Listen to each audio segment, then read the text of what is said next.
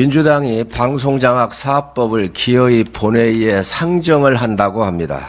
민주당은 방송장악을 방송개혁이라며 국민을 속이고 있습니다. 아주 비열한 정치입니다. 그렇게 좋은 법이면 문재인 정부 때는 왜 안 했습니까? 야당으로 전락하고 나서 방송개혁법이라고 하며 이름을 붙여서 노영방송으로 장악된 기득권을 지키려고 혈안입니다.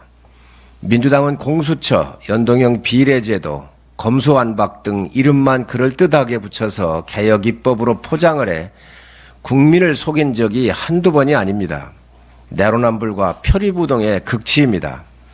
문재인 정부가 탄생을 하자마자 공영방송 장악을 위해서 문 정권과 방송노조가 김장겸 고대영 사장을 내쫓았던 것을 잊으셨습니까? 이사진 퇴진을 위해 벌였던 불법 행위들, 심지어 학교와 교회, 집까지 찾아가 행패를 부리고 협박을 했던 기록과 화면들을 참고하고 방송법을 운운하시기 바랍니다.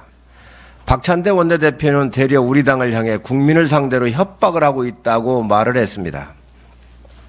정부를 향해서는 독재자라는 말까지 서슴지 않았습니다. 현행법에 따라 방송위원을 임명했던 문재인 정부는 독재를 했다는 자백을 하고 있는 것입니다. 박찬대 대표님, 정치인으로서 일말의 반성이나 양심이라도 갖고 말씀하시기 바랍니다. 이진숙 방통위원장 후보자에 대해 현행법에 따라 정당하게 임명 절차를 밟아도 탄핵을 시키겠다고 협박을 하고 있습니다. 한동훈 대표 취임하는 날 특검법을 법사위 안건으로 상정해 향후 청문회와 공청회를 연다고 합니다. 다수당의 폭력이자 인간의 존엄성을 허무는 정치적 범죄 행위입니다. 정치가 인권을 짓밟고 있습니다. 민주당에게 탄핵과 특검이라는 두 단어를 빼면 정치가 아예 없습니다. 탄핵과 특검의 전용 정당이 되어버렸습니다. 탄핵과 특검을 빼면 민주당 생존 못합니까? 개혁이라는 미명하에 민주당이 저지르는 정치 범죄를 국민 여러분께서 심판해 주시기 바랍니다.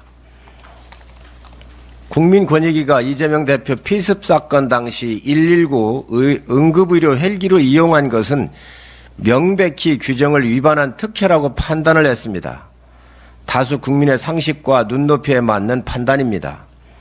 그런데 민주당은 국가기관이 앞장서 정치 테러와 혐오를 조장하는 것이라며 발끈하고 나섰습니다. 폭력과 테러는 어떤 이유로도 용납되어서는 안 됩니다. 정치 테러에 저 역시 분노했습니다. 하지만 특혜 논란은 다른 문제입니다. 부산대병원은 보건복지부의 권역외상센터 평가에서 4년 연속 최고 등급을 받은 최고의 의료기관입니다.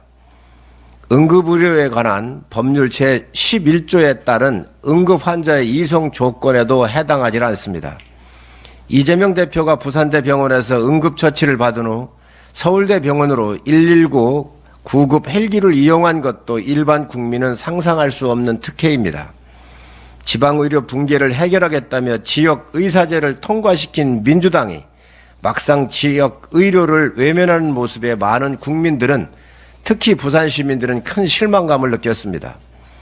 트럼프 전 미국 대통령의 저격 사건까지 이재명 대표 피습 사건과 비교하며 발끈했던 민주당입니다.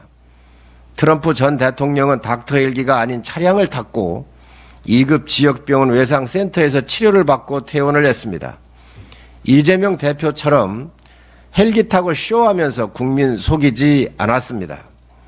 국가의 의료체계를 스스로 짓밟고 정치적 이득에만 급급을 했던 민주당이 권익위까지 부정을 하고 나선 것입니다.